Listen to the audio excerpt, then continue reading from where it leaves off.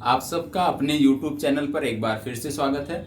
मध्य प्रदेश राज्य विशेष के उत्तर लेखन के क्रम में हमारा प्रश्न, जो कि इतिहास से संदर्भित था, स्वतंत्र भारत के लिए संविधान का मसौदा केवल 3 साल में तैयार करने के ऐतिहासिक कार्य को पूर्ण करना संविधान सभा के लिए कठिन होता यदि उनके पास भारत सरकार अधिनियम 1935 से प्राप्त अनुभव नहीं होता। चर्चा कीजिए। आप सब ने बहुत ही अच्छा उत्तर लेखन किया है। सबका अभी तक चेक नहीं हो पाया है, लेकिन रात्रि तक सबका चेक हो जाएगा।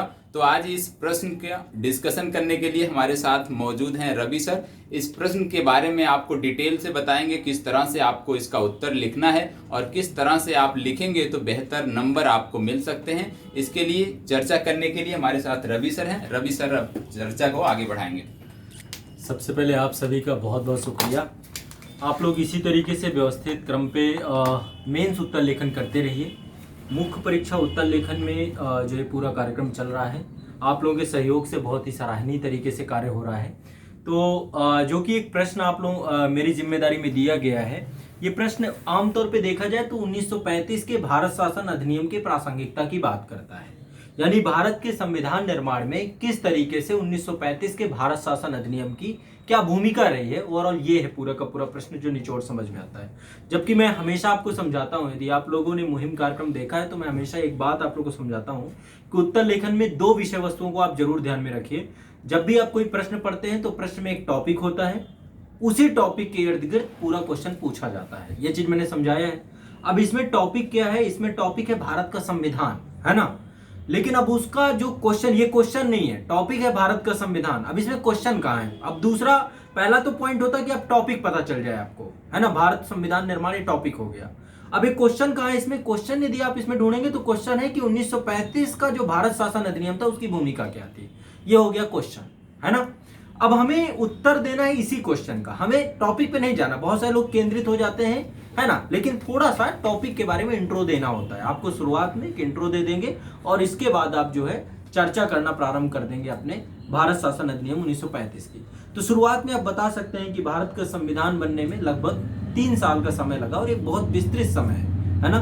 2 वर्ष 11 माह 18 दिन, यानी लगभग 3 साल में 12 दिन कम, है ना। तो 3 साल की अवधि ये जो पूरी लगी है, तो प्रश्न जो कह रहा है कि यदि भारत शासन अधिनियम 1935 नहीं होता तो शायद बहुत कठिन हो जाता भारत का संविधान बनाना। ये बात सत्य है, बिल्कुल सत्य है। देखिए, भारत में ब्रिटिश हुकूमत रही है और ब्रिटिश हुकूमत और ब्रिटिश कानूनों का अनुभव हमारे संविधान में बिल्कुल नितांत तौर पे है। जितने भी आपके अनुच्छेद हैं, जितने भी आर्टिकल हैं, उसमें सबसे बड़ी भूमिका भारत शासन अधिनियम 1935 की है।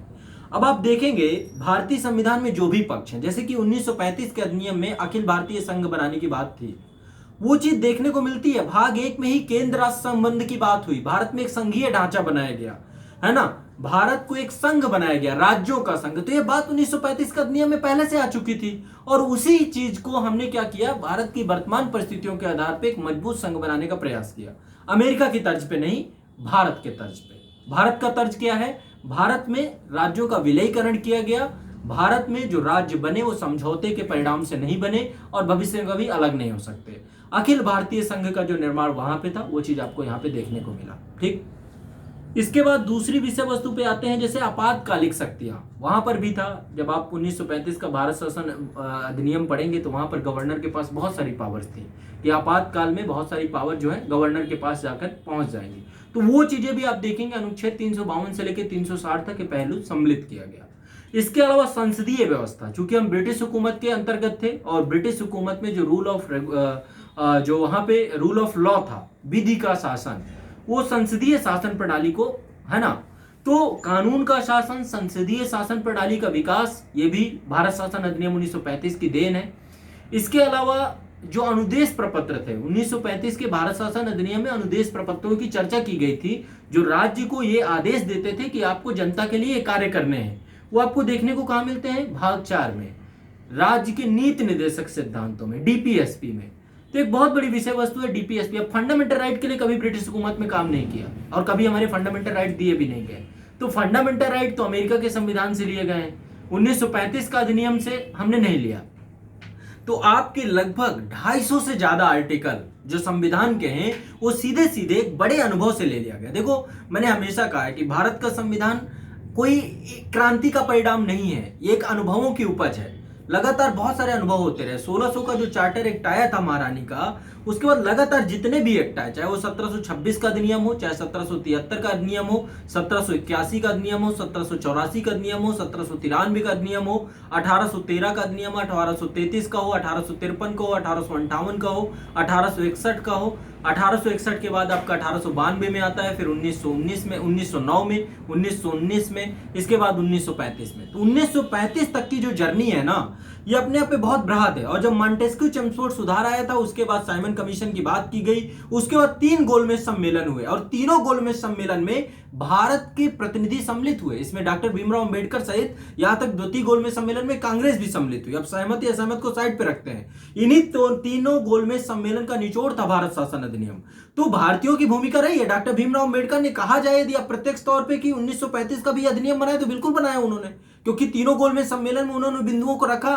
तो कहीं ना कहीं पे जो आपका भारत शासन अधिनियम है, जो कि एक पूरा अनुभव का मसौदा है, वही अनुभव का मसौदा कैबिनेट मिशन के द्वारा बनी भारत संविधान सभा के द्वारा उस अनुभव को सबसे ज्यादा जरूरी समझा गया और 250 ज्यादा अनुच्छेद उसके हुबहू उतार लिए गए, छाप लिए गए। वो कैसे छापे गए? भारत की परिस्थितियों के अनुसार। तो ये बात कहना नितांत व्यर्थ की बात होगी कि यदि भारत शासन अधिनियम नहीं होता तो किसी भी तरीके से भारत के संविधान को बनाने में और अधिक समय लग जाता। इसलिए बहुत जरूरी था, बहुत आवश्यक था। और भारत शासन अधिनियम का उतना ही योगदान है जितना कि योगदान संविधान निर्माताओं का है, जिन्होंने विभिन्न देश के संविधानों का अध्ययन किया और संविधान का निर्माण किया।